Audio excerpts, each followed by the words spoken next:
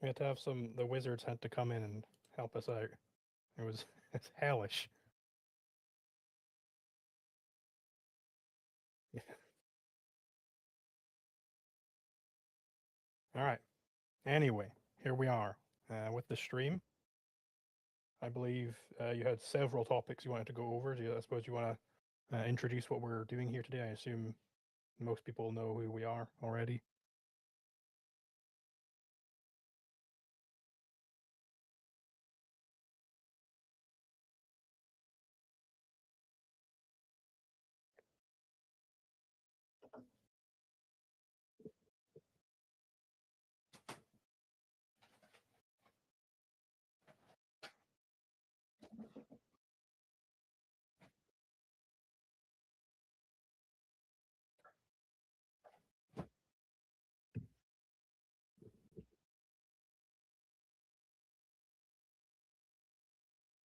Oh. Hold on. Can people hear me now? On hey Phil,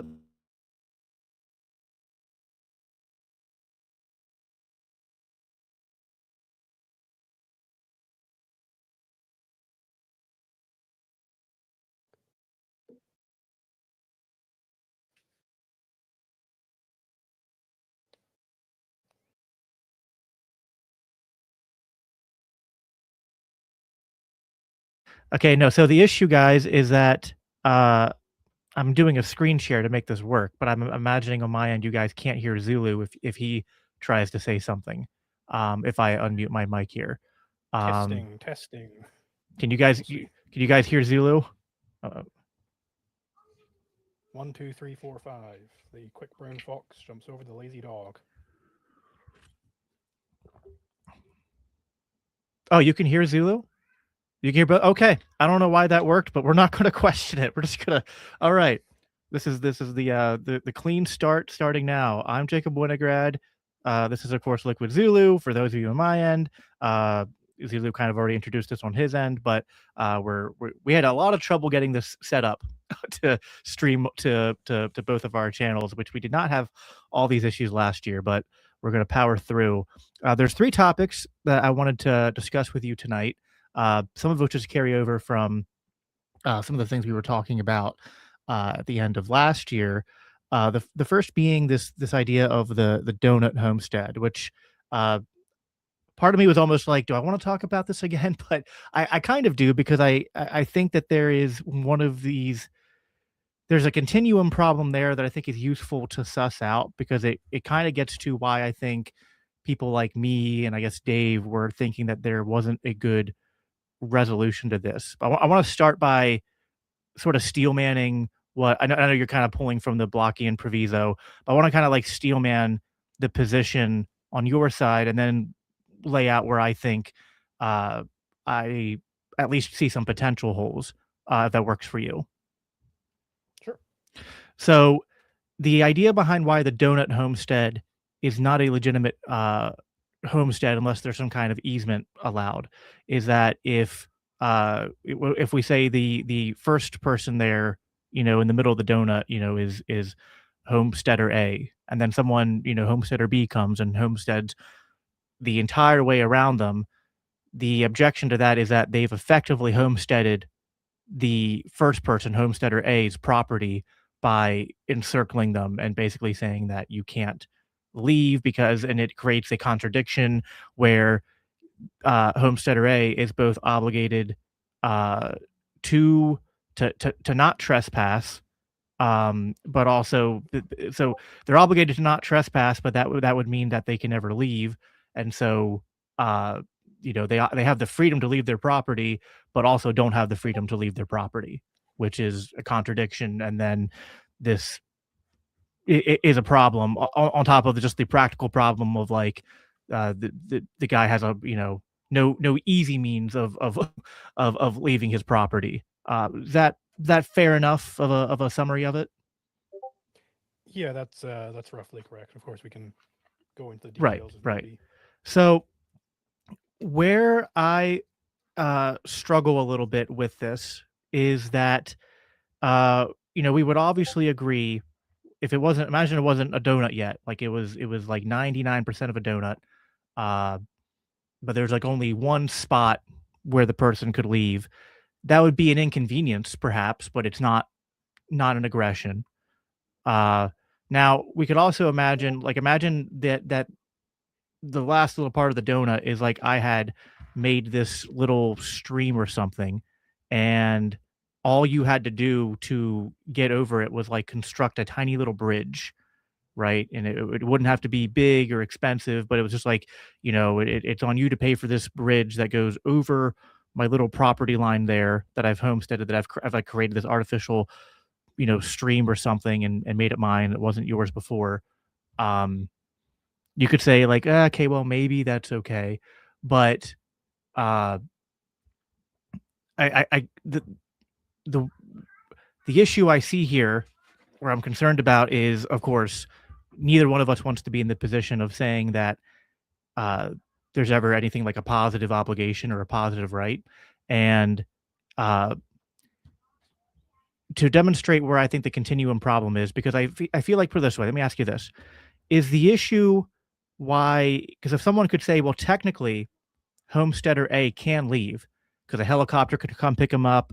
He could, if he had the technology, he could dig a hole underneath, or he could construct, even if it was a big distance, maybe he could construct a really big arched bridge that would allow him to leave. But the issue is that these are not sort of like, he needs to have a easy means of access where he could just walk or drive and not have to go to these extreme lengths to leave. Is that sort of what you're saying, or is there a different way you would answer that? So what I'm saying is you'd have to have some natural means of getting out. Now, this is where there is a a bit of a nuance here, because if you really wanted to have this donut around somebody's property, and like the only way they could ever get out, let's say you can't even build a bridge, the only way they could get out is with a helicopter or something. You could do that if you provided them the helicopter transport. If you maintain that easement, it's like, yeah, okay, anytime you want to get out, and this does happen in common law sometimes, where somebody needs some easement somewhere, and it's like, okay, well, we got to provide you that transport now because we're blocking you in. And fundamentally, the reason for this isn't a a positive obligation um, that you've got to help this guy out and get him where he wants to go. It's that it stops you from having this situation where you are effectively fencing them in completely and controlling their property, controlling something that you don't own. So in your example, where you can make this little bridge, sure, that would be very easy to do, but it's not on the person who's in the donut hole to maintain some easement out. That's because that is effectively overcoming what is an aggression against them. Now, it's not on them to overcome that aggression. It's on the person who wants to have this stream go there. It's on them to maintain that easement to allow the person access in and out of So their own property. so the standard is that it has to be a natural means of exit, which I guess basically just means walking at that point. Yeah, or like whatever. The standard is that you can't impose any extra barriers on top of them beyond what they already had overcome. So if it was the case that humans could jump very far and could easily just jump over this property, then it's fine. If humans could fly, then you'd have all sorts of crazy property arrangements. But naturally speaking, humans can't do these things. They would need some extra means in order to do it. Okay. I think that makes sense. I don't think I have any disagreement there. A sort of uh, similar situation where I think it's a bit of a continuum problem, which I think you'll have a good answer for as well, is like, again, kind of a bit of a reductio case, but like, imagine that it's a near donut, but not quite a donut. It's like a C, like someone drew their C was just like just the ends are almost meeting, but not quite. And then it's like they homesteaded out, like, from the gap out, so it's like here, and then forms a right angle and it goes out and it makes it's almost like making a path, right? Like I've constructed a fence and I'm building this fence out, now, is there a point where it's so it's still natural. I'm saying you can walk, but it's like, is there a point where it becomes too far, right? Like, if it's like 5 meters that you have to walk in order to get around my fence, then perhaps there's no aggression there.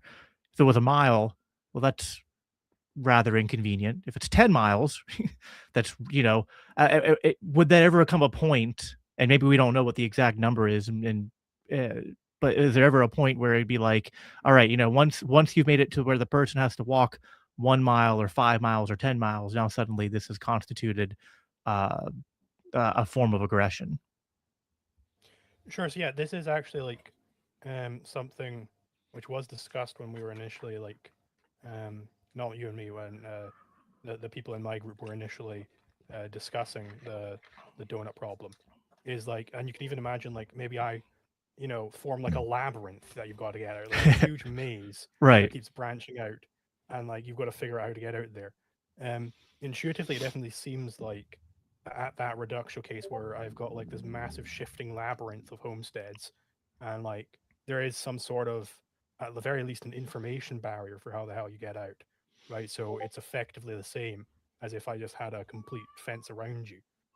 From the perspective of the person who's in there, faced with this giant maze, it might as well just be a full wall.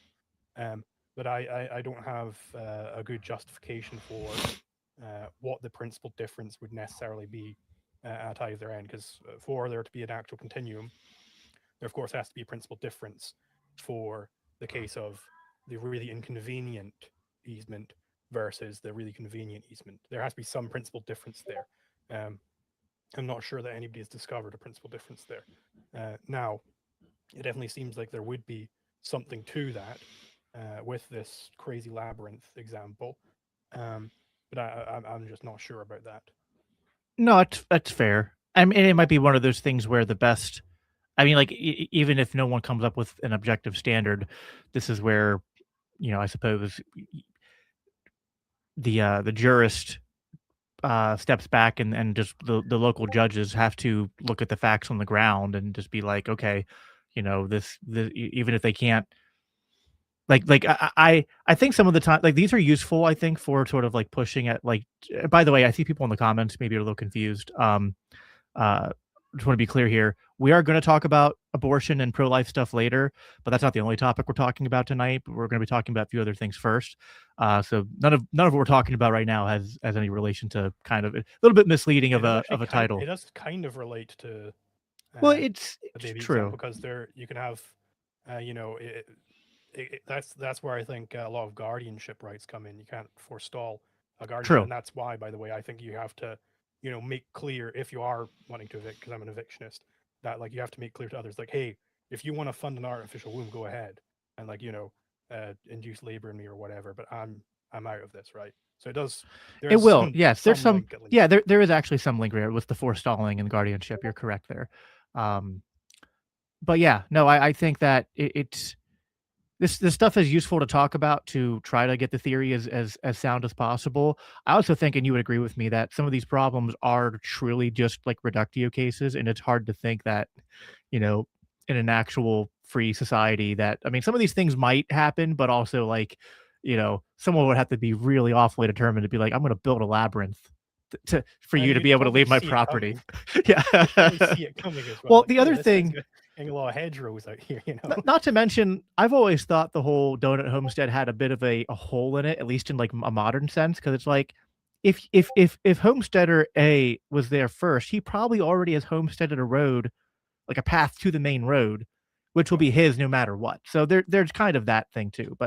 Um, but anyway, I wanted to get that out of the way because it was one of those things where I was like, I felt like I understood your arguments pretty well, but I was like, wanted to brush up those couple details there to make sure I was following. Uh, well, something I also wanted to talk about, which this will, I guess, indirectly connect to the pro life stuff too. But your last stream, which I didn't get to catch all of it, but I caught a good part of it. You were with Monhop, and you guys were responding to Andrew Wilson, who performed, at least seemingly pretty poorly, in a debate with uh, what's his name, Divinity, Divinity. right? Yeah, is Liam Staten. I don't think that's doxing. I think he's pretty public with that. Um, if that is doxing, whoops. I Whoopsie. think he's public. um, but yeah, that was a very interesting debate, and I had like sent you a super chat in it because I was trying to like, I mean, obviously you and Monhop, aren't Christians, so you're trying to almost like analyze what Andrew's position is from the perspective of not being Christians, but it was uh it was kind of funny and frustrating to me because it's like this is my exact problem with him with what you guys were what his whole debate strategy was divinity. So like I want to summarize it quick and you can I'll I guess summarize my perspective of what their sort of clash was and you can add in your own perspective from the objectivist point of view. But it felt like, divinity was just trying to sort of, point out that like, well, there are just certain truths that um are just true that don't necessarily have to be demonstrated through some kind of like argument necessarily because this got into like what constitute a fact, and Andrew was trying to say that divinity was just kind of making a tautological argument by saying facts are facts and like some things are just true. I think the classic move, like one I've heard you talk about a lot, is that like existence exists. And it's just like, well, why is that true? It's like, well, it's true because it can't really not be true. Because what are the other options? Existence doesn't exist. Well, that's not coherent. Not existence exists. Well, that's also non-coherent. Non-existence doesn't exist. Well, that that that just basically says nothing. So, existence exists is kind of like all you're left with. And they seem to be having this uh almost meta debate underneath the sort of debate about like where rights come from, where Andrew was just trying to basically say if you can't, have like some substantial argument for these certain things, you can't just claim that they're self-evident or just brute facts. And I know what he's trying to do because he's trying to play this game where he's anti-natural law and he wants the only objective law to basically be his theory of Christian ethics, which is a sole divine command theory divorced from natural law, and basically to be almost and which is funny because like Andrew actually like he's trained pretty well in like logic and philosophy, and he can be pretty effective at using those in debating leftists and ripping people apart that don't have their worldview well founded.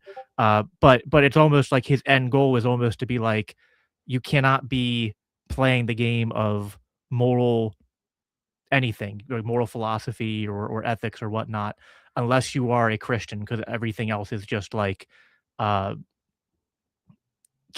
cannot be established because logic and facts cannot be self-evident. That was my sort of I guess like meta interpretation of kind of like the debate they were having there, which I don't think Andrew was quite prepared for. But what were your how would you summarize it? What were your thoughts on it? Yeah, no, basically, what Andrew thought he was getting into, because he misread the prompt. They had like this prompt that's like, um, prove me wrong on like, prove to me that like healthcare, housing, and food is a right. That communism, like it was like, say, people come on and prove to me these things, and he thought they were saying that healthcare, housing, and food was a right. So he thought he was coming on to debate like a bunch of like leftists who were going to be like just total relativists and everything. Right. That's the debate he thought he was going to get into, and so of course, he came along prepared with his little like call center script that he runs in every debate, where to be fair to him, it works very well when he's talking to some manner of relativist. Um, Not so well when he's not talking to a relativist. So he is really completely floundered. He had nowhere to go. Um, he clearly wasn't able to go off script very well at all. Divinity was able to just have an answer to everything because the guy who's actually like properly integrated his philosophy and everything. Um, and so Andrew Wilson he kept running these like bits of like, okay, well, how do you prove that that's like a fact that you have these rights? That well, it's based on the nature of mankind, and so he just kept running these same bits over and over and over again, and they kept falling flat one after the other. I definitely recommend anybody who hasn't seen that debate to go watch that debate. It's an incredible spectacle. Um, there's even one point in our debate review I did with Monhop, um, where Andrew Wilson he tries running what we call the argument from Merriam-Webster, which is something which Dave was criticized very heavily for in his debate with Andrew. Is that Dave was like, well, if you look at a dictionary, and it's like, oh, geez, Louise, you don't want to be if you're in the middle of like a debate on philosophy, you don't want to be saying, well, fucking Merriam-Webster says Right. like that is you're completely that's not Merriam-Webster is not going to help you out when you're in such like a highly specialized field. And Andrew tries running that same gambit. You can see me and Monhub are just fucking losing our shit. It is the funniest thing I've ever seen in my life. Like, yeah, it is. It shows like these like pre-sup tactics. They work against a specific type of person, um, but that doesn't imply that the presups actually have a fully integrated philosophy or anything of the sort. Which I suppose you probably disagree. You probably agree that they don't have that either, because presumably you have some other uh, Christian grounding of libertarianism than what they try to go for. Yeah, no, I there's a certain version of Christian presuppositional apologetics that I appreciate, although it's not even really a good grounding for Christian ethics or ethics generally. It's more of just a uh I don't know how you would phrase it. It's a useful thought exercise, but I don't think that it actually proves anything. And it's also like it doesn't really prove anything except to someone who's already a Christian. So it's just kind of like preaching to the choir kind of internal apologetics uh in my opinion. There is something uh it was like when I was debating Andrew, he wasn't able, of course, to pull the presup model on me because it's like, well, I'm a Christian, so you can't, um, try to do that. So what he tried to do on me when I debated him was to basically say that I'm effectively a pacifist because I don't want to enforce my worldview, which I had to keep on correcting and be like, no, no, no. I think that you can enforce things like property rights on society. It's just I reject the idea of a centralized monopoly coercive thing we call the state as the means of how you enforce the non-aggression. But he just kept on, that was my first sort of blood sports debate, and so I didn't know that the way to play that is you have to be very aggressive and not let yourself get interrupted 50 times in a row to try to get any point across. But yeah, in the way I approach the conversation, which I was curious, and like we're not here doing a like Christian libertarianism versus objectivist libertarianism or anything like that, but I thought it'd be useful to kind of like explore a little bit of like I could show you the arguments that we make here at like LCI, and you can kind of see where they correlate or where they contrast with your own approach. But and this was kind of the point I was making in the comments on your stream. I was like, I feel like there's like this weird thing with anti-liber because like, Andrew's not just like not libertarian; he's like anti-libertarian, anti-natural law, and there's this whole strain of mostly ortho bros and some Catholics. It's even worse with Catholics because it's just like I don't know how you could be a Catholic in the same tradition as Thomas Aquinas and reject natural law. But there are some Catholics and a lot of ortho bros uh, who reject natural law outright and try to do this presup divine command theory thing, which I feel like and like I'm curious for your thoughts on this because like you being atheist not a Christian, maybe, but you can maybe do like an internal critique here if you agree with my logic. It's like if you're going to believe in God and believe in the idea of divine command theory that God has, you know, sort of created a moral law, like a universal moral law. It's like, so are you saying that God created right and wrong and that, these rights and these wrongs are just arbitrary and just whims? Like they're just, you know, killing is wrong only because God said it's wrong and not completely divorced from actual reality and from logic and from any kind of standard outside of just the mind of God. Basically it's the argument that like, well, God just makes arbitrary, stupid rules, and we can't intuit them at all. We can't discover them at all. Not only does that, not only does that, I think, make no sense if you're going to be a theist of any type to think God makes stupid laws. It's also just not what Scripture says, because Scripture says that God has, uh, like basically written the moral law on the hearts of men, and that it is discoverable and that it is coherent. But what are your thoughts on that in terms of that kind of game Andrew and others are trying to play? Yeah, I mean, obviously, because I'm not a Christian, not planning to get into like any sort of theology or anything. Um, it does strike me that pretty much every Christian sect is like, well, no, we're the only biblical sect, and you guys are all, So I don't really have much of an opinion on which one is more biblically accurate or anything. Um, but I will say at least the Thomists, because they have that connection to Aristotle, they tend to be a lot better than other sorts of Christians, like the Neoplatonists or whatever. Um, so that does. If you're going to be a lover of Aristotle, then you've got to be a lover of his logic. You've got to be a lover of fundamentally this world is discoverable. This is knowable. Um, it definitely strikes me as very Platonist that we're in an imperfect world, and we just need to look towards the form of the good, and it's gonna beam down from up on high what is the good, and you can only ever hope to try and emulate it somewhat in this imperfect world, which yeah, I completely disagree with that right down to the root. I mean, that's fundamentally what an Andrew Wilson is. It's what Ayn Rand would call intrinsicism. She had that trichotomy. Right? Most people say subjective versus objective. Uh, Rand recognized that objective, as used by most people, was actually a package deal. It was like outside the person, but also like it means true. So that's a package deal. So she split it up into objectivism, subjectivism, and intrinsicism, where intrinsicism is like this outward approach where the heavens or whatever are beaming down and commanding you on what is good, what is bad, and everything like that. Subjective, of course, just whatever you whim up. An objective she recognized as like uh, your mind recognizing some fact about reality, some connection between your mind and reality. Um, and of course, she believed in objective morality. She believed that you have specific requirements for your own survival, for your own flourishing, given your own nature, and that was the basis for morality.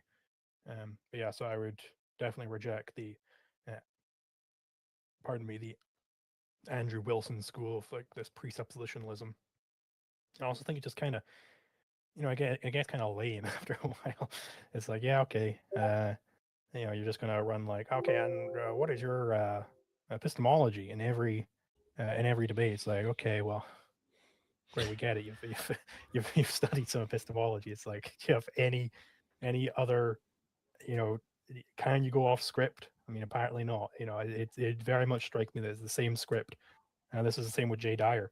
This is why I was able to defeat him in the debate I had with him, even though I hadn't studied any epistemology or anything, because I recognized that he was just running a single script every time. Exactly. So I was like, okay, I just won't go into the epistemology then. I'm just going to stay up in the law where the debate actually is, and I'm going to say, okay, well, is divine law, is that the same as the NEP? Is it compatible with the NEP?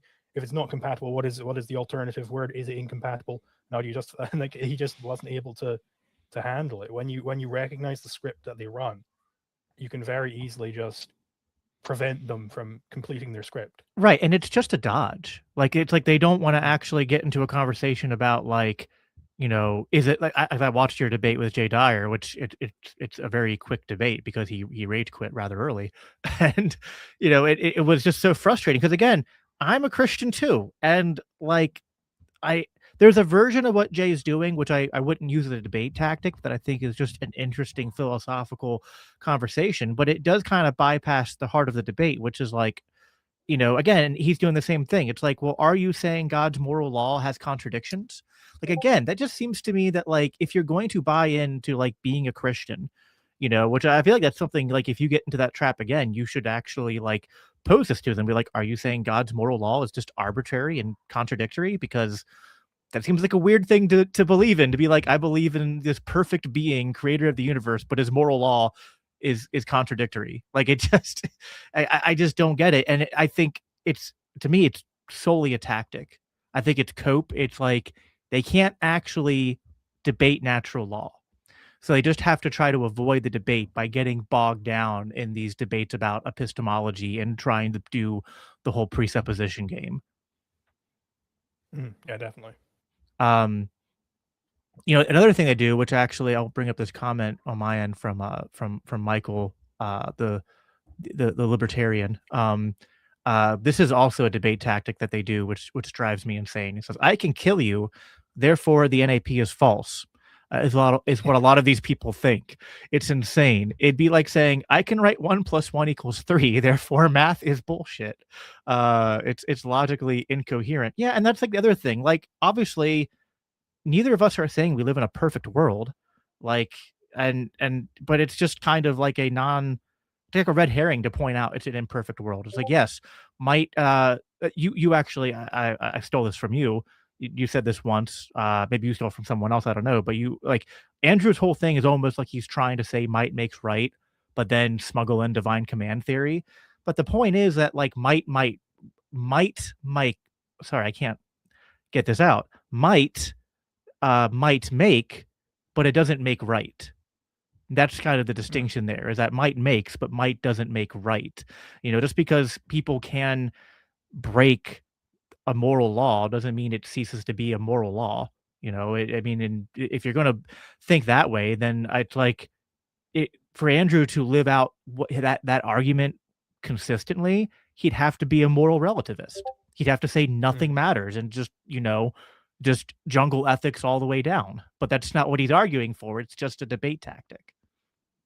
Yeah, and he's very explicit about this, at least in parts, where he's like, "Well, no, I'm just doing an internal critique because you're a relativist," and that's why it doesn't work when he can't do that internal critique because somebody isn't a relativist. He's no longer able, because he's very comfortable in that zone of, like, basically just being the jester and showing what relativism ends up in, saying like, "Well, then I can just put you in a cage and rape you for eternity," and everything like that. Like, he's very good at doing that sort of internal critique. But when he's outside of that, it doesn't work. And, like, with these sorts of people, where they're like, okay, well, how do you make sure that aggressions don't ever happen? How do you realize your non-aggression principle? One line I quite like going for is like, well, basically what happens is we contact the wizard of anarcho-capitalism, and he casts a spell that makes it impossible for anybody to ever aggress again. And that's my plan. Like, what do you want to hear from me? Like, yeah, people would have to agree with the non-aggression principle to some sufficient degree, such that actually it's realized. Like, this isn't unique to every single philosophy, every single person who's proposing any sort of ethic or legal code or anything. They all contend with the exact same thing, that, yeah, people have to if nobody agreed with democracy in the entire world, there wouldn't be any democracies. Like, I'll just tell you that much. Like, it's Right. so clear and obvious, but suddenly it's only for us, because we think our thing is objective, that suddenly, oh, because you're not a filthy relativist, now how are you going to enforce it? How are you going to make that objective? It's like, well, it's not made objective. The non-aggression principle is currently true. It is currently true that all these states are engaged in massive amounts of crime. That is currently true. Doesn't mean that we can suddenly just wave our wand and then they all just disappear. That's nobody's claiming that.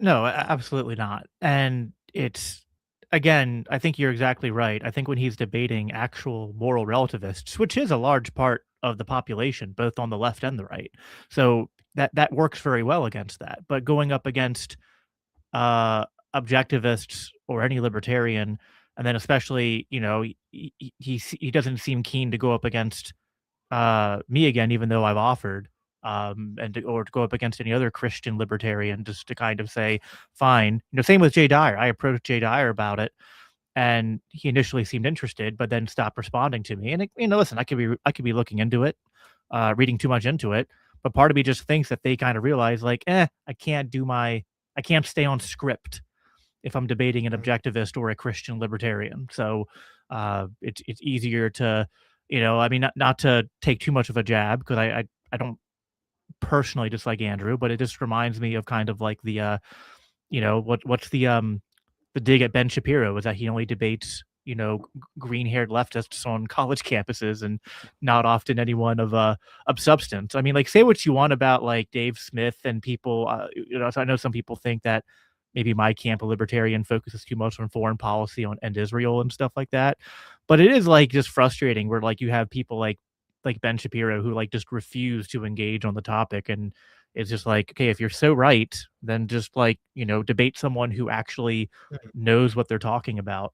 Um, so I did want to point out just, briefly here that like, you know, I, I've never felt the need to do the whole like objectivist Christian debate because I just feel like, kind of as I've already alluded to, it's like I also believe in natural law. So like when I read through your course, I don't sit there and the entire time spurg out because I want to know what your epistemological grounding is for like why good exists and why evil exists. Now, I do think that to some extent, what it's not so much an argument, it's more of just like I guess a emotional appeal or a preference that like the only question I have for like the atheists and objectivists type is always just that like which I guess the answer to this is just believing it's like an evolutionarily developed sort of meme or behavior.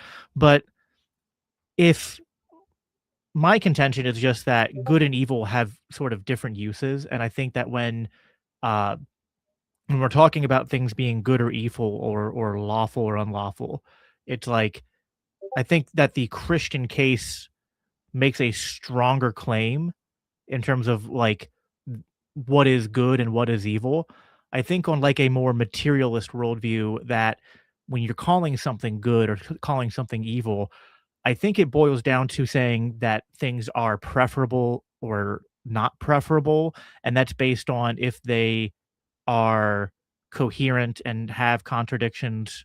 Sorry, if they're coherent and don't have contradictions versus if they're incoherent and do have contradictions, which is kind of, I think, more or less what you do when you're going through your course is you're kind of mapping out like, well, here's all the possibilities and here's all the ones that have contradictions and here's the only position that doesn't have contradictions, so that has to be what is right, which I think is a valid move. I just think that it's a little bit of a it's a little bit of a different claim, I guess. Like when I say something is evil, I guess I'm just adding a little bonus thing to it. It's like it's not even that we disagree. It's like you're saying like this is unlawful because it's contradictory behavior that doesn't, comport with reality.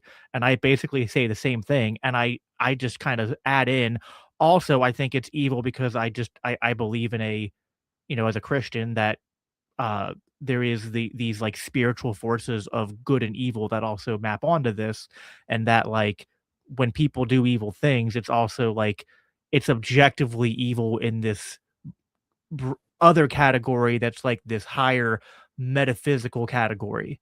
But it's like, so I mean I guess like my evidence for why I think partly that exists is because like uh we all kind of have intrinsic natural reactions to certain things that we all know are evil. And if someone doesn't have those reactions, then we generally think they're, there's something broken with uh their moral compass. Like when we uh hear about things like CP, just to code it for YouTube purposes, we don't react at that and go, well, that's not good behavior because that doesn't comport to a logical, coherent framework that doesn't produce contradictions. It's the reaction is kind of like this sort of like disgust and just like, wow, that's morally reprehensible. And people that engage in that kind of behavior are, I mean, we make the joke about wood chippers in the libertarian community because like we think some people are, you know, gone down such a horrid path that we think, you know, it's like yeah, you broke the nap. Also, on top of breaking the nap, there's this higher evil and depravity to certain types of behaviors that we just we think that like certain evils are um put it this way, like when you're looking at it in a case of law, I think you would agree with me. Aggression is aggression, right? But then on a like on another level, you know, beyond just the question of law, there's other moral considerations where I think we as a species or we as humans look at different actions and go, yeah, these are both aggressions, but that action is especially evil and heinous and, you know, way harder to forgive or overlook. Does that make sense? Yeah, so I definitely um agree with that part. Because I mean, ultimately, I think law is a subset of ethics. I don't think it is exhaustive of ethics. Um, I think some actions can be more destructive of the good, more destructive of human life, um, than other ones. But I think fundamentally, you have to ground this in something objective, and I think Ayn Rand's right that you have to have life as the standard of value. It's the only sensible starting point. So, like the evil thing about doing these things is that they're just completely detaching themselves from reality. They're cheating reality, and that's what truly undercuts them. You know, you see this in every Ayn Rand novel, all the evil people. Um, as it gets to the end, it's like, oh, all of their contradictions have built up and caused their own downfall. And I think that is she's actually recognized something real there. Um, you see this all the time that uh, like any like state crisis, they're in these big crises. Like you know, the U.S. has this massive debt crisis at the moment. Now, what is causing this debt crisis? What is causing all these problems? Well, it's because they wanted to eat their cake and have it too.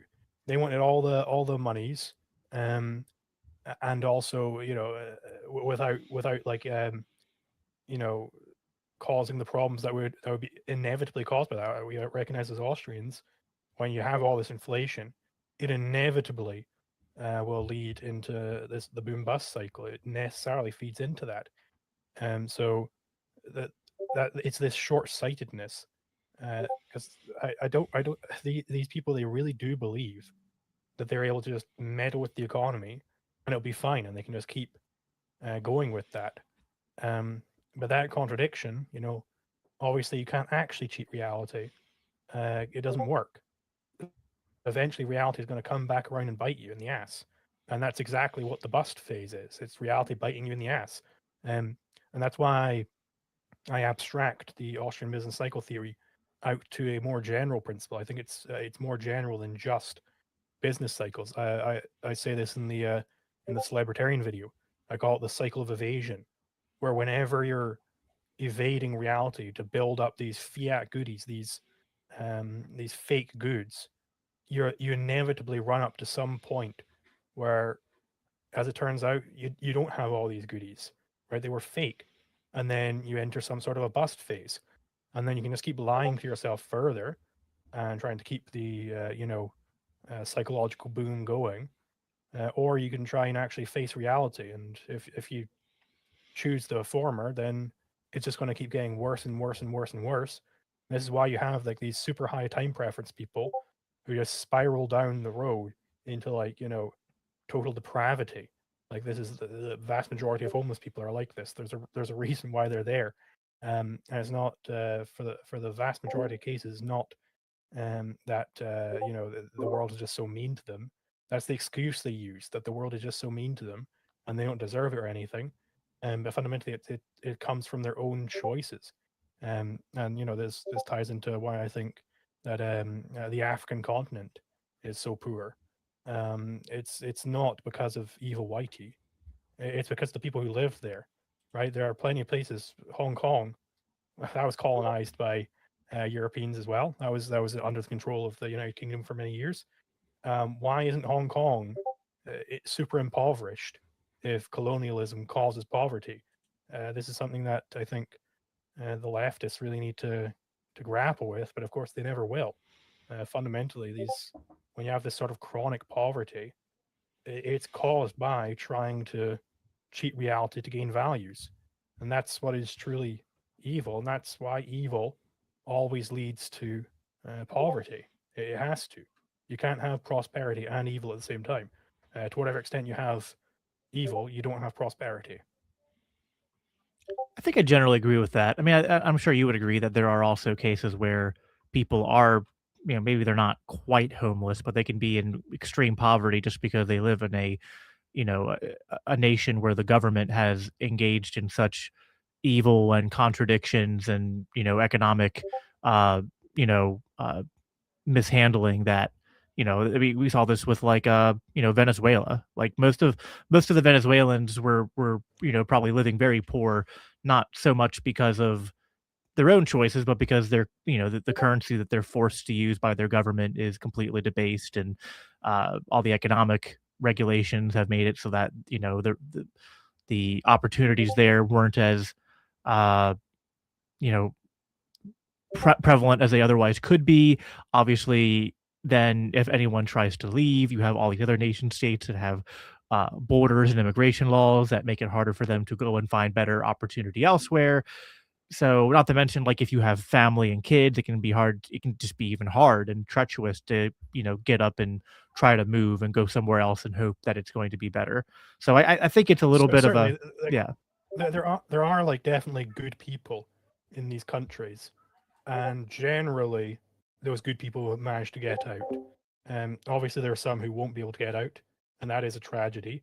I think that's the correct way to do, for instance, charity in Africa, not to give them just infinity dollars and infinity wells and everything. It's to try and look for the good people and keep exacerbating that brain drain to get all the good people out of there. Um, but fundamentally, for like a country like Venezuela or for most of Africa, things like that, you have to keep in mind that the reason why the Venezuelans had a communist dictatorship is because most of them wanted a communist dictatorship.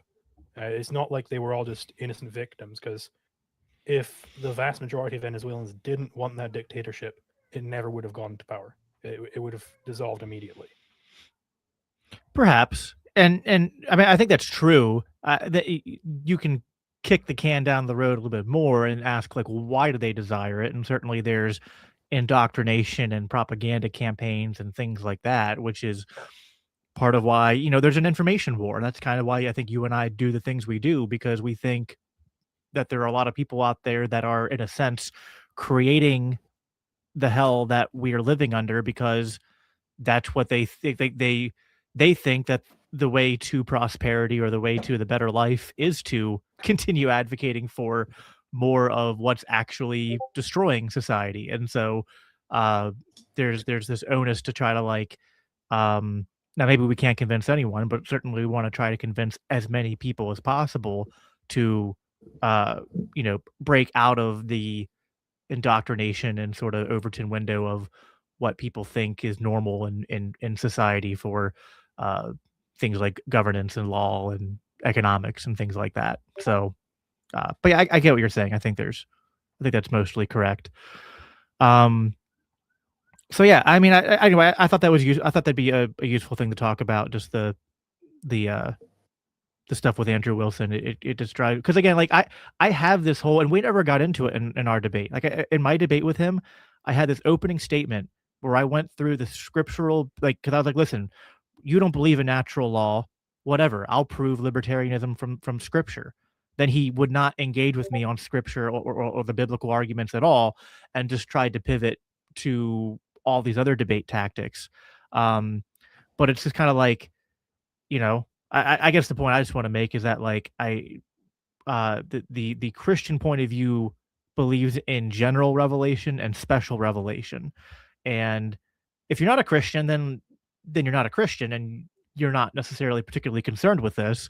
But if you are a Christian, or if you know Christians, and you just ask them that, be like, are you, is it possible for God's general revelation and his created order, what's discoverable through reason and logic, to be in contradiction with uh what is revealed in scripture? And that's what we do at LCI, is we make the claim that there is no such contradiction. And so we have all sorts of arguments, which I don't need to get into here, because this is not necessarily the point of this stream, is to get into a full, like, me laying out the full case. I've done that on my show. If people look up episode 89, is my most recent, like, it was a redux version of what is biblical anarchy, and I kind of lay out and I go through, like, Old Testament to New Testament, why libertarianism is the consistent outworking of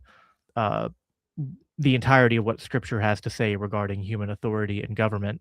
Uh, Something, though, that, I also think, as a Christian, this will be a pivot. So as a Christian, I just kind of said, I think Scripture compels me to be a libertarian, but I also think natural law compels me to be a libertarian. Reason and logic dictate that I should be a libertarian. Uh, and I think the same applies to the pro-life position, which I wanted to talk to you about. I thought this, and this isn't to be a debate, but I kind of want to, and I actually did my best to do a lot of prep work on this, but I want to, it's easy to make the Christian case for being pro-life. I want to try to make the case from a libertarian natural law perspective, using your framework, why I think the pro-life position is the right position. And so, I'm excited to do this because I think it'll be interesting to kind of expound some of the core principles that we already talked about, and talk about them more. And yeah, I just want to see what you have to say to some of these arguments, and where I'm sure there's going to be a lot of stuff where we agree, and then I I've predicted where I think where we're going to have some disagreement, and I think it'll be interesting to get into that. Now, I do think, though, what would be useful is, if you think it's useful, maybe we can start here. Like, maybe you want to just lay out the basic, because I know you're an evictionist, so I don't know. Maybe do you want to lay out the basic evictionist position as regards to the the fetus and unborn children and abortion and all that? Sure. So this is basically it's the theory of abortion, which Walter Block came up with. It is not pro-life or pro-choice. He sees that as a false alternative. That pro-choicers, they're like, oh, you can just arbitrarily abort the baby, even if the baby might be able to survive outside the womb. Who cares? You're allowed to abort it. If you're really a consistent abortionist, you should allow it up until birth, at least for the most part, for these pro-choices, because you need to have the choice, right? Obviously, some will be an evictionist after a certain point. But I think the only, and Walter Block agrees, I think the only principal point, it's not birth, because that's just a change of location. The only principal point is conception. That's when you go from, pardon me, random inanimate matter into an actual life form, which is self-assembling, unraveling itself, and growing up effectively. That's the only principled position where you have a difference from before and after. But Walter Block's also against the pro-lifers, who would say that you're not allowed to evict. You've got to keep that baby for the most pro-lifers up until birth. This woman has to give birth to this baby. Now that's untoward, right? Because this is a positive obligation. We're against positive obligations. Ironically, we normally say we're against slavery, but I guess Walter Block would be potentially fine with slavery if he put it in a contract or whatever. But yeah, I disagree with slavery, voluntary or otherwise. So what the evictionist says is it's the exact same standard as you would have for like a tenant if I was renting out my house to someone. Now I would be allowed to, at any point, say, "No, I don't want this tenant anymore. They got to get the hell out of here." But that doesn't mean that I'm allowed to sneak in whilst they're asleep and hold a gun to their head and shoot them and go, okay, doc, get this fucking corpse out of me. Get this corpse out of my house here. Clearly that's untoward. Now, what could you do? You could go up to them and hand them an eviction notice and say, hey, pack up your shit. You got to get out of here. Right. And now, obviously, if they refuse, you can start using force against them. But you're not allowed to just arbitrarily use force against them. So the same is true of the baby. I agree with Walter Block. You're allowed, the mother, because she owns her own body, she's allowed to evict that baby at any point during the pregnancy. Now, she's not allowed to do so through arbitrary means. and this ties into my theory of guardianship. I didn't come up with it, but I agree with the theory. She would have to present the opportunity to other people if they wanted to adopt the baby to try and fund some procedure to keep the baby alive. It's like, okay, well, instead of going in there with like calipers or whatever, we want to induce labor in you, and then we're going to fund an artificial womb. Some Christian group or whatever.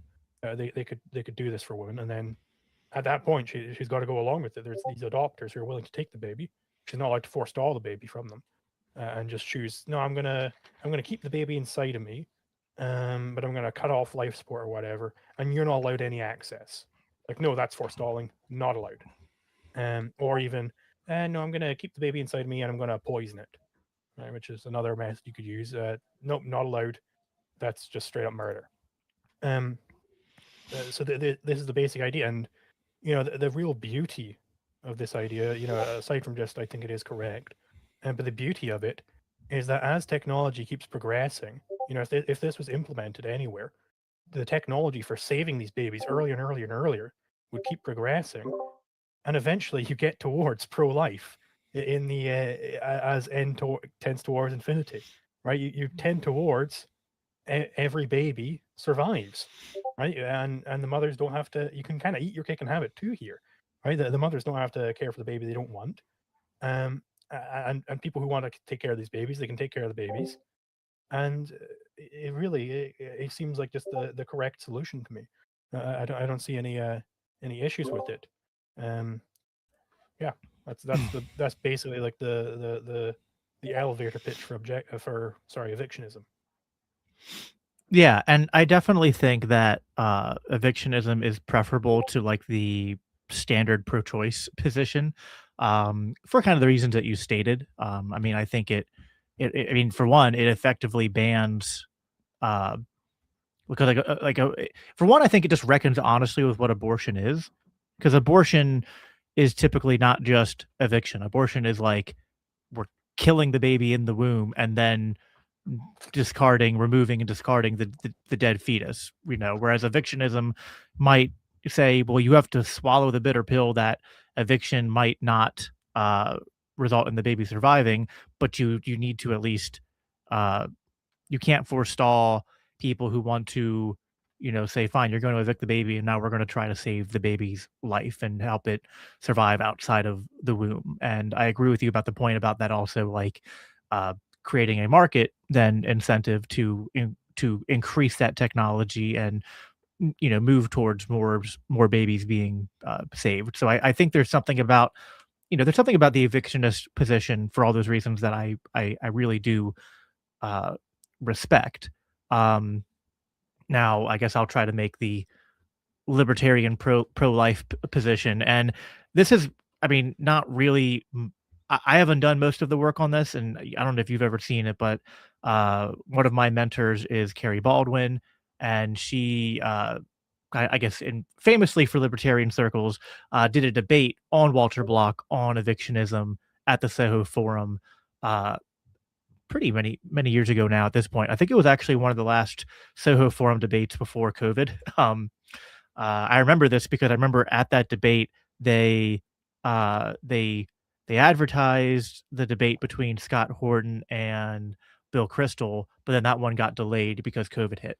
So I think it was like the late 2019 is when Carrie Baldwin debated Walter Block, but that's when she that was like the first time she kind of like publicly put these arguments out there, to my knowledge, in a big way. And she's been further developing them, and she works for us here at LCI, so I'm very familiar with her position. So I'll be doing my best to represent that to you and get your feedback on it. So I think the first place I wanted to start, and I kind of anticipated we'd probably agree with this, but I think we would agree that conception is sort of the standard where life begins, and that the fetus, upon the at the end of the conception process, which I'll just add some this is some of like what Carrie's work is. There's a lot of people that think conception, like they'll conflate it with fertilization, or they don't know what it means, but conception is actually like a multi-day process. And so like, our position would be basically that at the end of conception, the egg has been fertilized, it's been implanted on the uterine wall, and it's begun to become self-regulating and autonomous. And so you have this beginning of a new Just as a autonomous. quick question, Yeah. is that basically to like deal with like ectopic pregnancies or whatever, where it kind of it shows up in a weird spot and it's not going to survive there or anything? Um, Sort of partly. That's a good question because I guess if because the from my understanding, and I could be wrong on this, I think the ectopic pregnancies, they are still self-regulating and trying to grow normally, but they're not in the right place, and so it then poses this huge risk for both the fetus and the mother. And so, I mean, obviously, the pro-life position, I mean, at least 99% of the time, other than like weird, like religious fanatics, would say that like when there's a conflict between the life of the mother and the life of the baby, it's not it's kind of just a math problem. It's like, well, uh either they both die or you remove the fetus because the fetus won't survive there anyway and will pose a health risk to the mother. So, but yeah, it's the main point is that, and obviously maybe one day they'll be able to do transplants from a ectopic pregnancy into either maybe the mother themselves would want to keep the baby and just have it transplanted into the uterus or into a artificial womb or someone else's. So that's all possible still. But the main thing is like at the end of conception when it becomes self-regulating and it's its own organism, uh, directing its own processes internally, which I think is important because like we one of the criteria for self ownership, which I think we would agree on, is that relationship between uh like the person and their body, and that like they are directing their body, right? Like I don't own you because like even if there's the slave argument, like I could use coercion to sort of say I'm going to use force to tell you what to do, but I still don't own your body because I'm not in direct control of your body. I'm using indirect means to sort of like force you to bend to my will, but it's still you who owns your body because you're the one that directs what your body does, both you know, what you have control over. And then, of course, there's also a bunch of, behavioral and just natural processes going on that your body, it's you consciously and subconsciously directing those things, right? Not, we're not like a weird organism where we're, multiple people in the same body or multiple minds occupying the same body or something like that. So, but I guess do we pretty much agree on all that? Yeah. Okay. Which I was pretty sure that we did.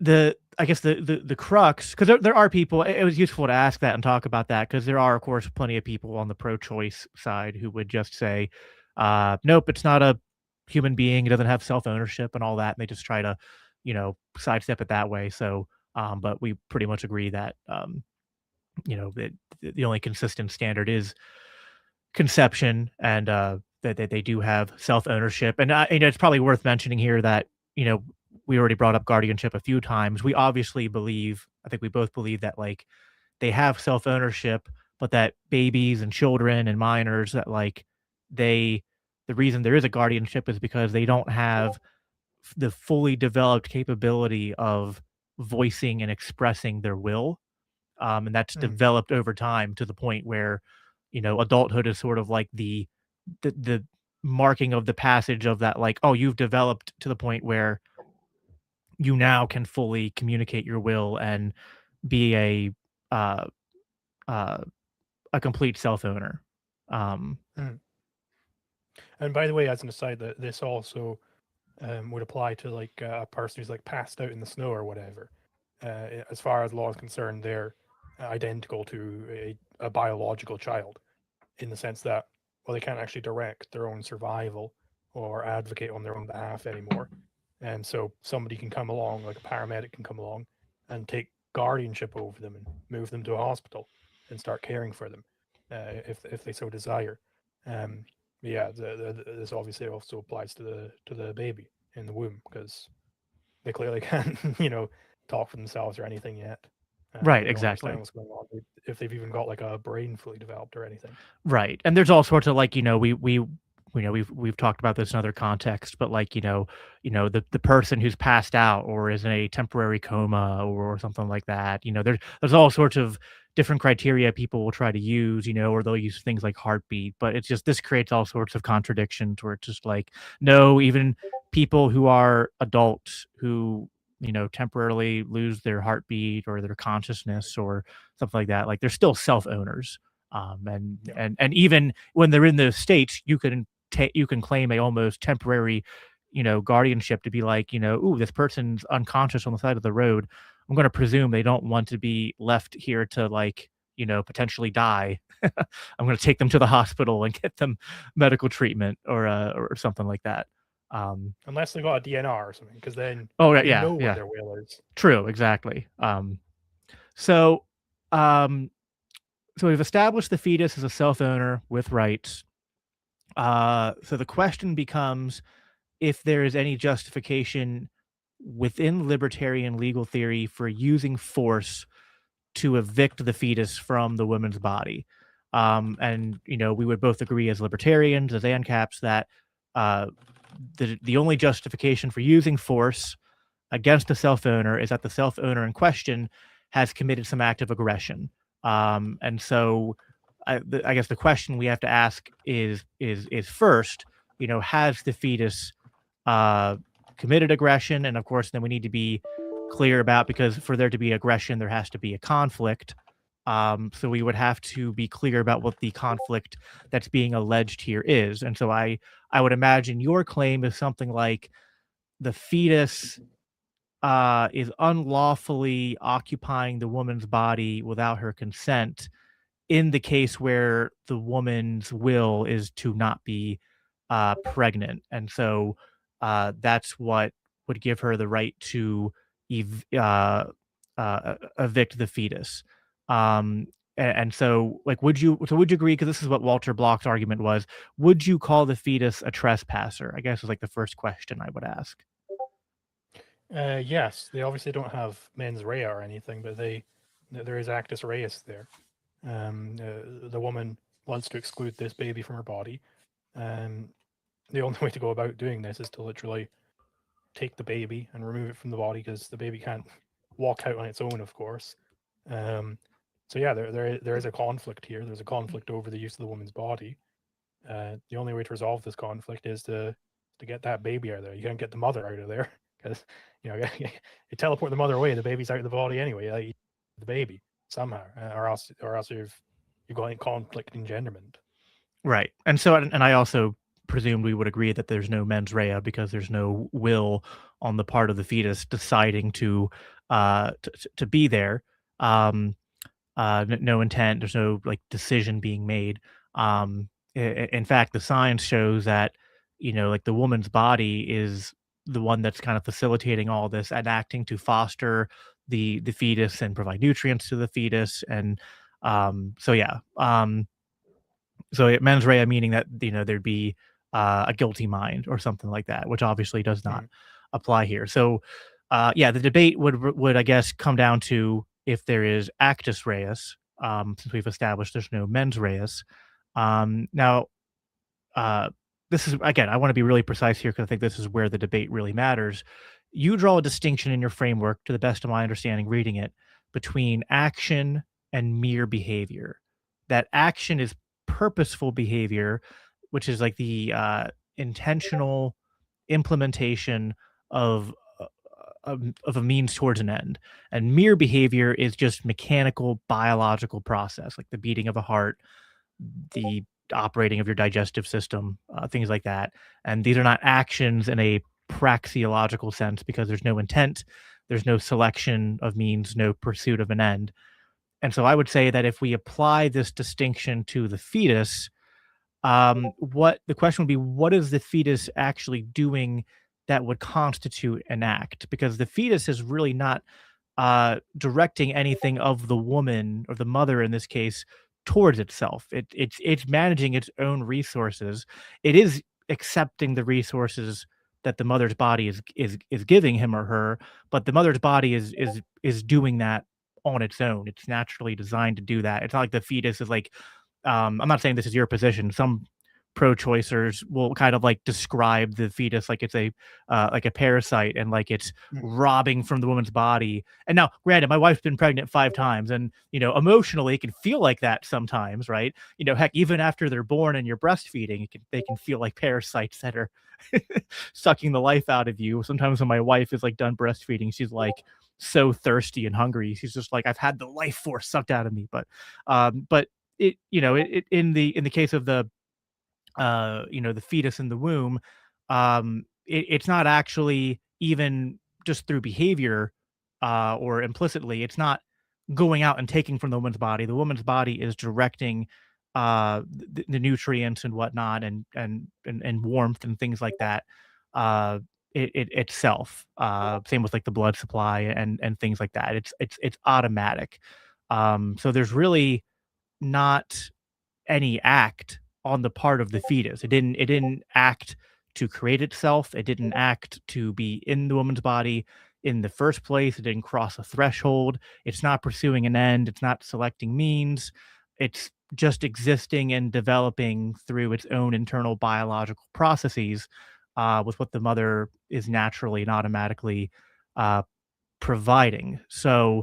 Uh, so I guess my argument is by your framework, because of the distinction between action and mere behavior, I don't think that there's even actus reus in this case. I don't think I can constitute that.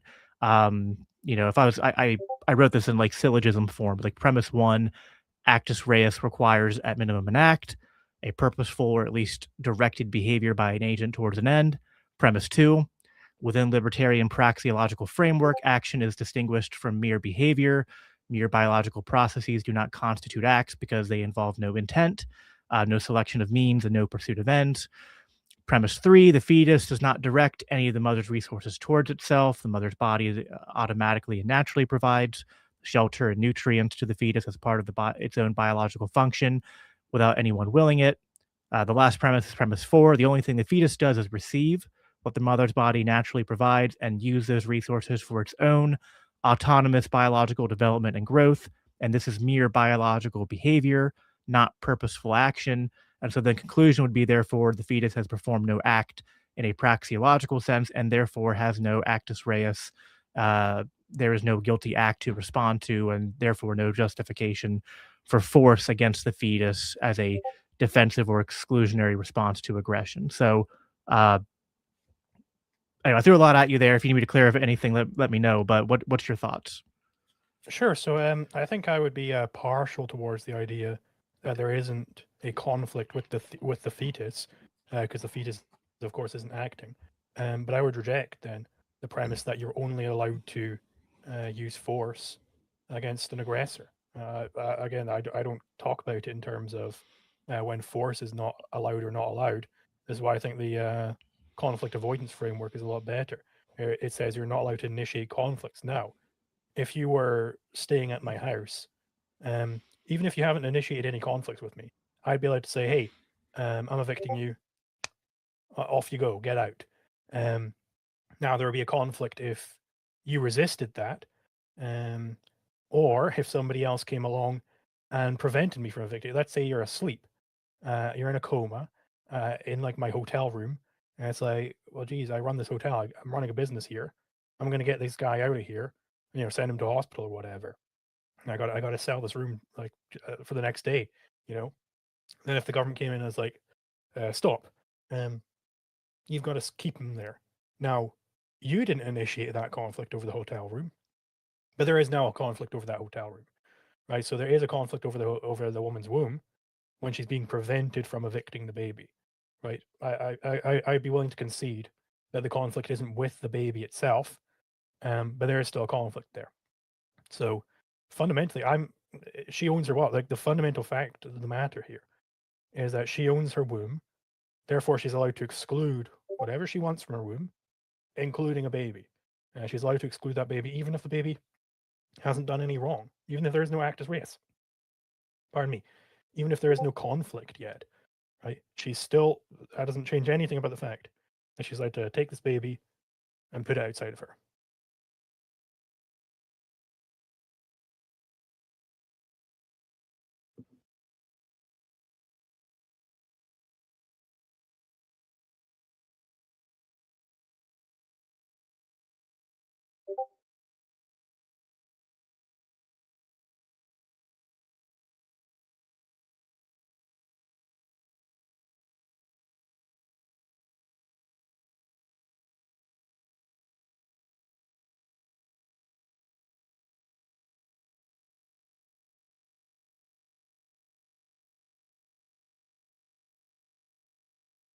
People in your chat saying you're muted. Sorry, I was muted for that on my end. Sorry. Let me repeat myself. I said that I get the point you're trying to make regarding that there can be situations where there's no actus reus with the particular person you're trying to evict, but there's still a conflict. Uh, I do think it's a little bit different because like the hotel room is not like I part of a biological organism that is like uh designed for holding people. That's like something that you've made. So there is something about like a about the analogy that I think breaks down for me. But just beyond that, that's kind of a side point. um I so yeah, I anticipated that you might say something like, yeah, the woman, even if there's no actus reus on the part of the fetus, she owns herself. She has a right to evict the fetus from her body regardless, even if we're not going to necessarily say it's a act of aggression that the fetus is there in the first place, that just basic enforcement of property rights permit removal. Now, there's a technically, I'm going to be careful on how I phrase this. I think that you're kind of right that there is a right to evict, but I don't think that eviction implies, like, it's not this magical word that justifies any means of removal is okay. And I think your own framework actually supports this, that I gotta agree with the means of exclusion must be proportional to the situation, and that you can only use the force that is that. Not actually proportional. or Be very I'm not clear. done. It's proportional, and what is required, like what is ever required to remove well, I think there's two distinctions here. I think there is, if someone is, I know where you're going with this, I think.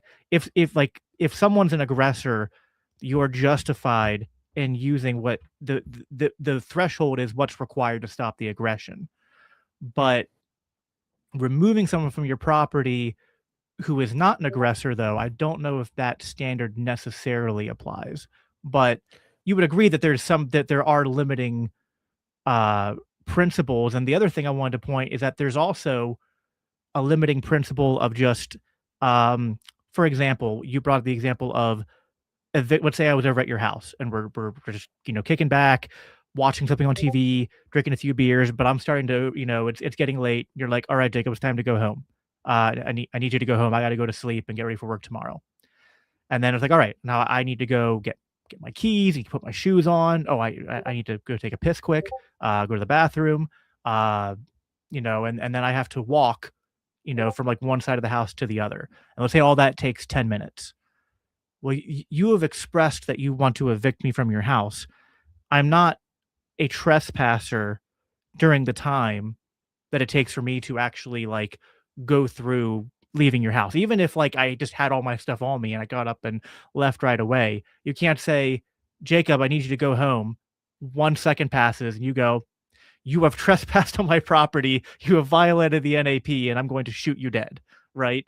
Another example would be like, if you change your mind, it's like if like, I invite you up on my hot air balloon, and then like we're up in the hot air balloon, and then I find out like, you did something that really like made me mad or something, and like I want to kick you off. It's like, well, I have a right to kick you off my hot air balloon because it's my hot air balloon. But my right to evict doesn't give me the right to push you off the hot air balloon while we're 1,000 feet up, above the ground, right? So there are space-time continuum restrictions on the right to evict, as well as proportionality and there's the consideration of uh you know what is required to remove them, but there's also these other considerations as well. And that's where I would argue that when we're talking about a eviction of the fetus, I say you have a right to evict when you get to the point of viability, because this is more analogous to you're waiting to land the plane, you're waiting to land the hot air balloon before you evict the person. I think that there's almost when you evict a fetus before, I'll end on this, when you evict a fetus before viability, it's not just eviction at that point, even if you are not forestalling, right? Even if you're saying someone can come and take this fetus and try to preserve their life, but the natural habitat of the fetus and where it's designed to be is in the mother's womb. And, we don't know. It's not a given that technology is ever going to get to a point where, an 8-week fetus, for example, is going to be able to survive outside of the womb. And so, um, the I think that's more analogous to uh, the situation where uh, because evicting the fetus at like 8 weeks or 12 weeks or whatever is like, well, that fetus is most certainly going to die. It's much more analogous to me pushing you out off my plane because while we're up in the air. That's not just eviction, that's eviction plus lethal force. Um, and I get the objection to this would be, but man, you gotta wait a long time, but that can happen with anything, a plane ride. Let's say we're at a plane, it might be a 12-hour flight, and I have to wait until we get to our destination to kick you out. What if we were on a spaceship and we're traveling to the moon or to Mars and it takes, weeks or months? It's like, well, you know, I have a right, like, I have a property right to evict you from my spaceship, but pushing you out into the void of space kind of seems like I'm not just evicting you, I'm also killing you at that point. So that's where I think there's a distinction to be made. Sure. So the limits here are given to us by guardianship theory. That's the fundamental thing. So if I take you up into my hot air balloon and then I want to kick you out halfway through the ride, well, the thing is, you're actually a child in a certain respect. Namely, you have a limited capacity for action, and you can't just get out. You can't just do whatever the hell you want here, right? You become a child to that extent that you are no longer free to act. So this is where we get the gentlest means, is that I can't forestall you in that respect because you are a child in that respect. I've become the guardian of you in that respect. So how do I go about that eviction? Well, the way you do it is you land, right, and then you can get out, and then I fulfilled my guardianship. I haven't forestalled that right of guardianship from anybody, and so you're now free to go. And this is the key point here, is that you were saying that, well, you're allowed to evict after the point of viability.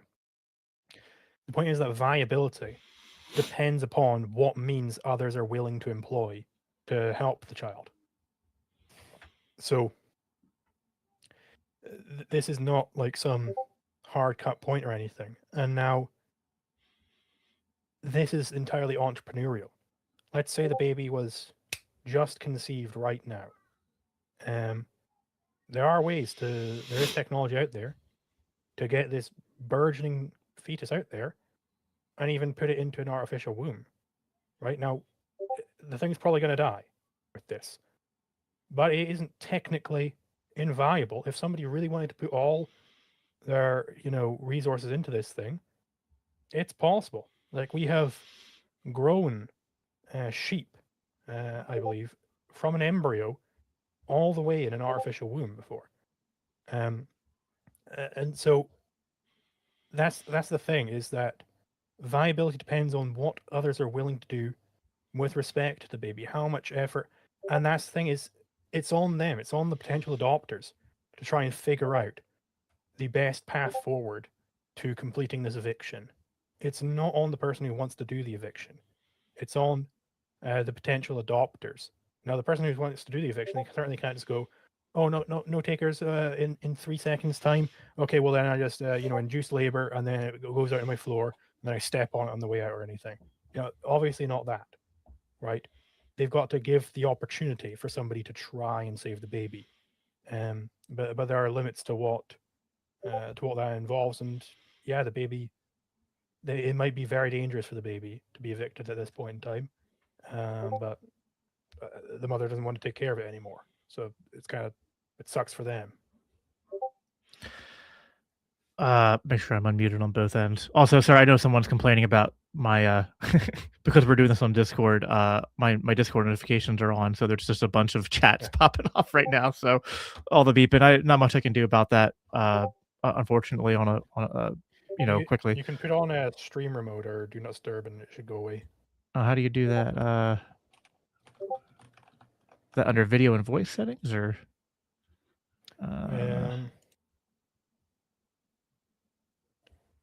If you go into your settings, you should be able to just search for streamer mode,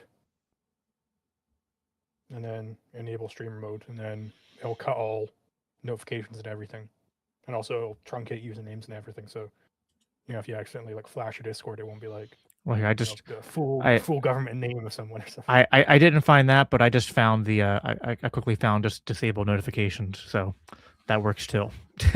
So shut up.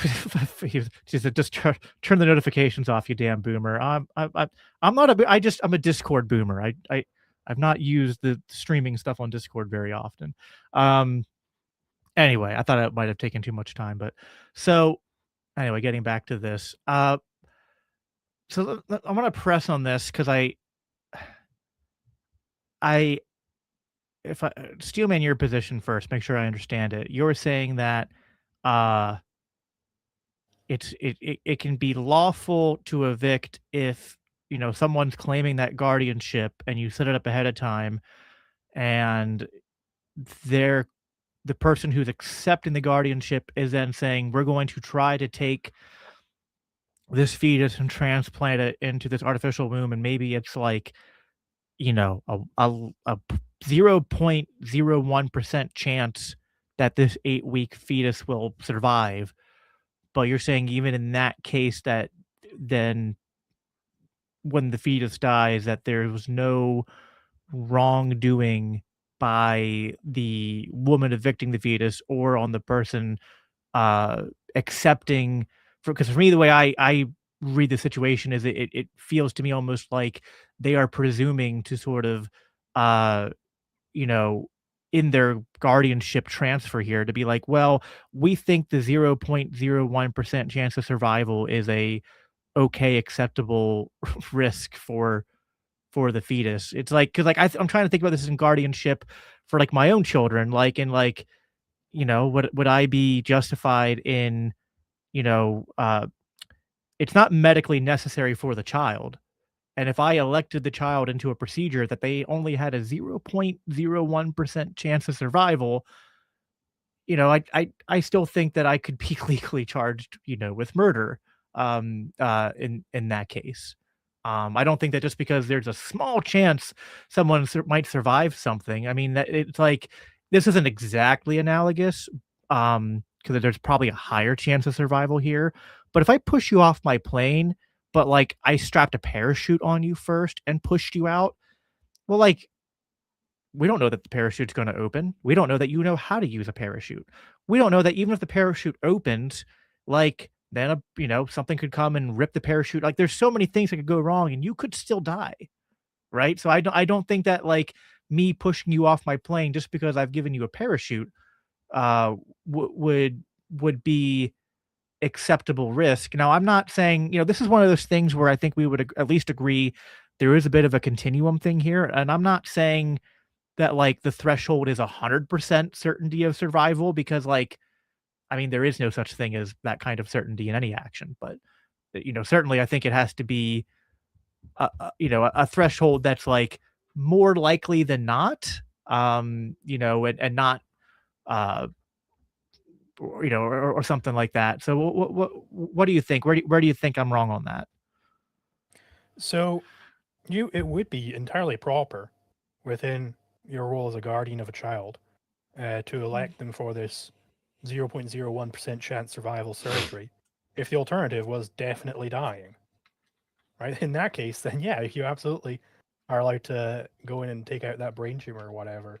That would be so terrible. But fundamentally, like ethics, it's not built on percentages. Percentages. What is that? Right? How do you get such a percentage?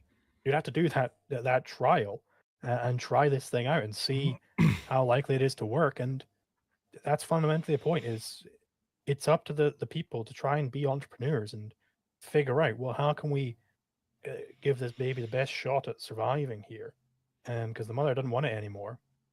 And maybe nobody's willing to take on that burden for themselves.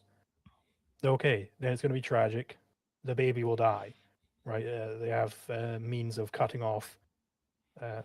Jesus Christ, I fucking dismissed. Oh, hold on. Gotta answer this.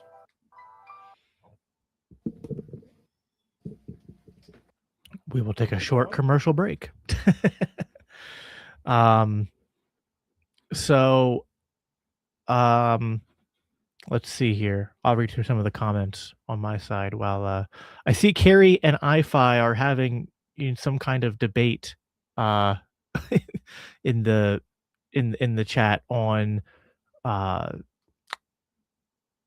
if I was following it correctly in between my conversation with Zulu on like if God's law is in conflict with nature or something like that. Yeah, I don't know. I'll debate you, bro. Bring me up. Yeah. Okay. I'm already actually Zulu and I will have to hop off here soon when he gets back, so we'll have to wrap this up. But because my hard out is right around 8 o'clock, although Zulu might have a hard out of now, depending on what the phone call was. Which would be unfortunate because we were getting into some of the really good stuff there. Yeah, he did take a phone call on a live show. I guess it must have been an important call. I don't think he would have taken it otherwise. Because he was like, "Oh, I thought I'd turn my notifications off," and then he like, "Oh, I got to take this." So, hope everything's all right. So, let's see here.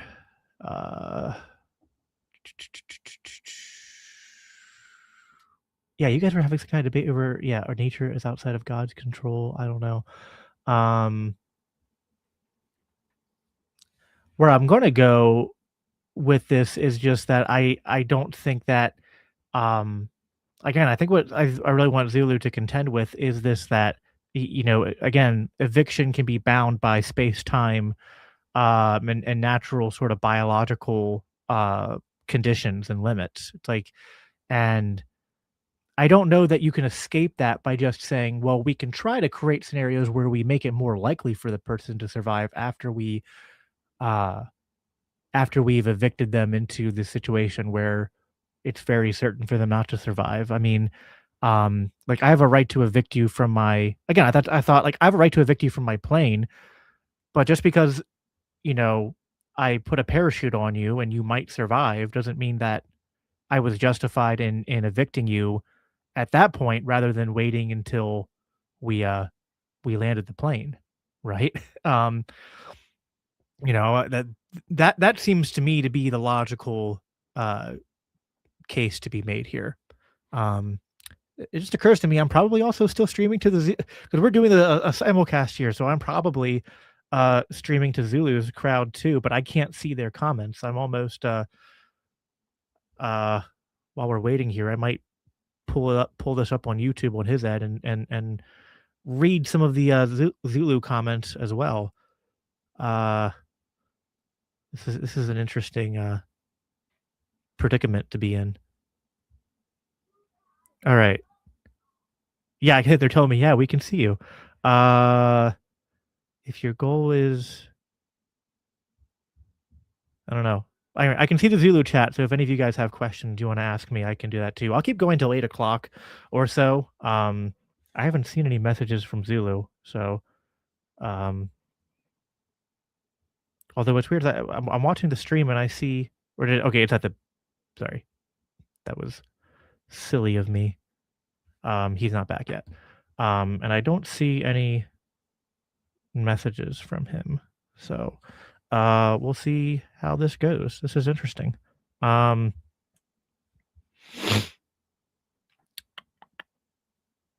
see any questions from Zulu's chat yet. They are having their own internal conversation. It's funny how live chats go, right? Live chats where like there's like a show going on and like half the people in the live chat are talking about the show and then the other half of the people are just having random like, you know, their own little debates and spin-off conversations.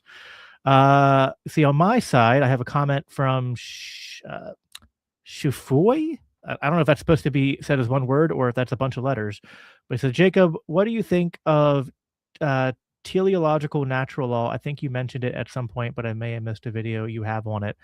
Yeah, I mean, I mean, I'm not like a Thomist or anything, but I mean, I believe in natural law. I categorize that in different terms as a reformed libertarian. You know, we would say that there is common grace or general revelation, but that we exist under a common grace order, and that the common grace order, you know, is bounded by certain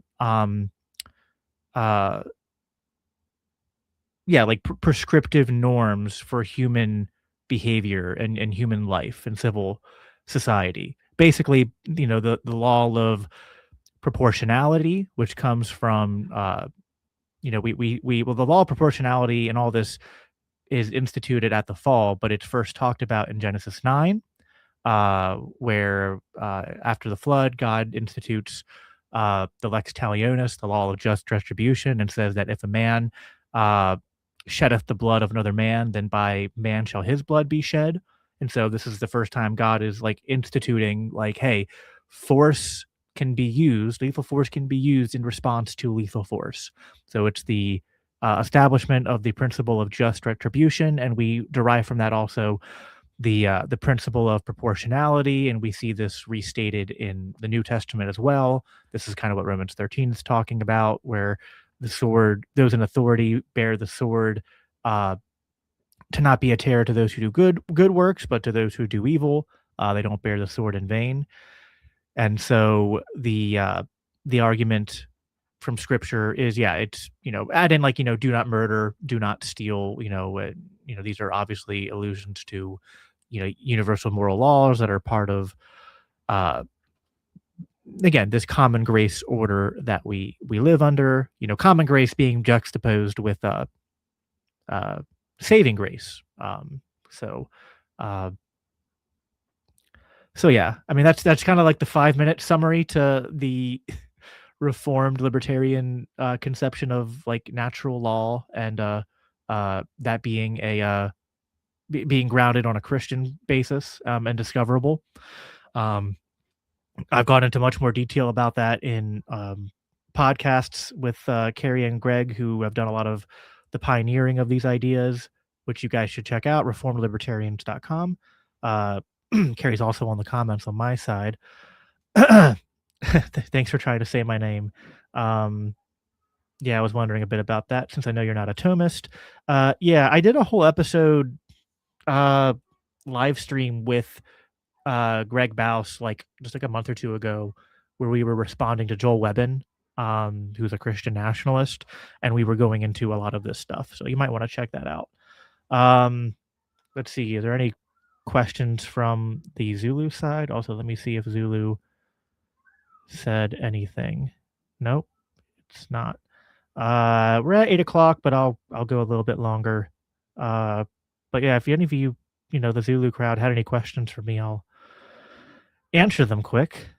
I'm trying to read through the chat, but you guys seem to be just having your own. The Zulu crowd, you know, and so Zulu has his own Discord, and it's a private Discord. He only shares the link once in a while, and it's like ANCAP struggle session nonstop.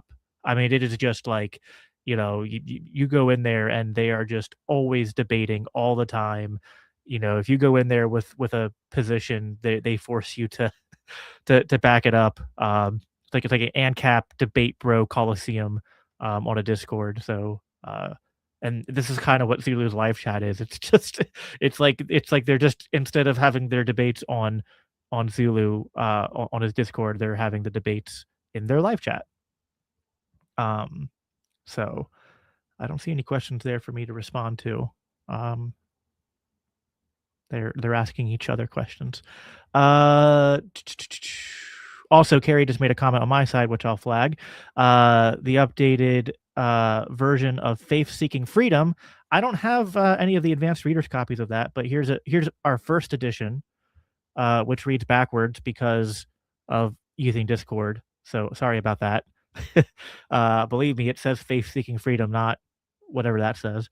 But our second edition of this is coming out probably, I don't know, May, June, definitely by July, because we're going to Freedom Fest. I know we want to have it out before then. But Carrie has put a lot of time into a updated, expanded version of what I was talking to Zulu about here today regarding the libertarian position to be pro-life, which, by the way, another point of clarification I should make here is that we're making the case to be like that libertarianism is philosophically, legally on the position of pro-life. Enforcement is a important conversation. We're not, Carrie and I are ANCAPs, so we're not advocating for a abortion ban from like the federal government.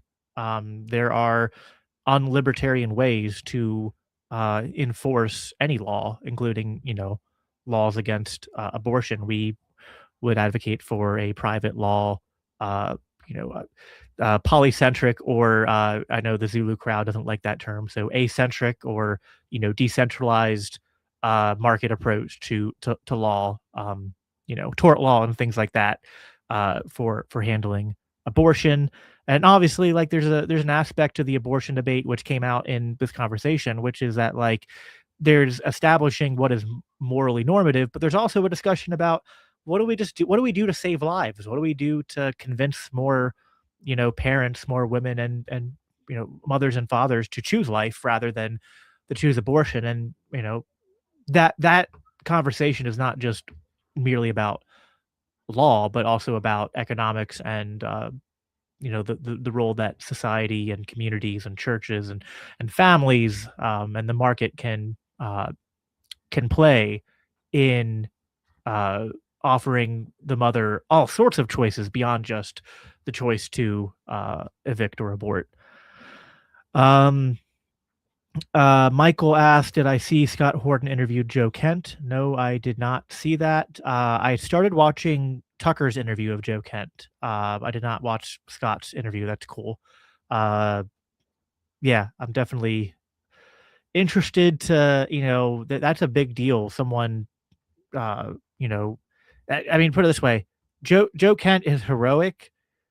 And I think he's been against war with Iran for a while. It's just a shame that like there were other people on this administration that I thought would have taken this kind of principled stand sooner.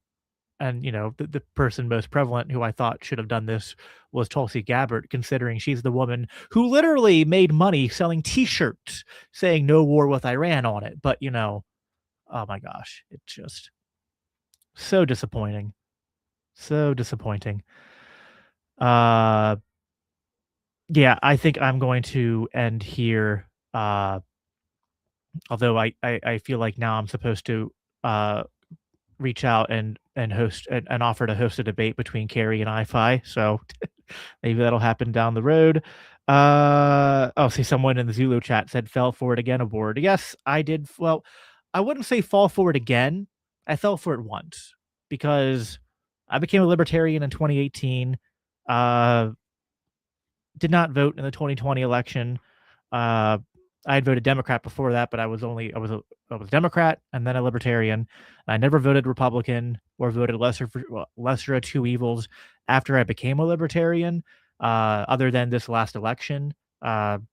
I definitely fell for it, but it wasn't again. It was just the first time in my case, and it'll be the last time. I got caught up in zeal, in optimism, in thinking that perhaps there was just uh, actually a chance that this time that maybe the lesser evil would be significantly lesser. And instead, I was not only wrong on it being significantly lesser, but it's actually, I think it's probably true to say that Harris would have been better at this point. Like it's hard to think Harris would have been worse than this. So, but I will take my lumps for my mistake and learn from it. Let's see. All right. I'm gonna hop off, guys. I hope Zulu's okay. I'll be praying that whatever is going on is fine, but I'm gonna end the call over here on that side. So but it was good to talk with Zulu, good to talk to his crowd again. I know we've had our clashes, but I very much enjoy these things. They're intellectually and philosophically stimulating and rigorous. So I'm gonna disconnect from there. And let's see here. I'm going to end, remove that and go back to being on here normally if I can. If it'll let me restart my camera now. How do I add myself? Oh, here I am. Hey, I'm on here normally and not inverted. So now when I show you this, it doesn't look like it's backwards anymore. That was frustrating. We couldn't get our technical stuff worked out. But that is all I have for you guys. Sorry, I ended it on the Zulu side first. Now I'm going to end here. It was great talking with you all. I'm disappointed we didn't get a chance to quite, get to a conclusion on this, but maybe we'll do a part 2. Maybe I actually talked to Carrie about this beforehand, and I think it would be fun to, now that I've introduced these ideas to Zulu, maybe we can share, Carrie, we should send him a copy of the book and some of your other writings and schedule a follow-up roundtable where we dive into these ideas more in more detail. Anyway, thanks you guys for watching. I'm going to go hop off and spend some time with my family and have some dinner. I'll be back here again Monday night, as I always am, in the green room. And yeah, talk to you guys then. Take care.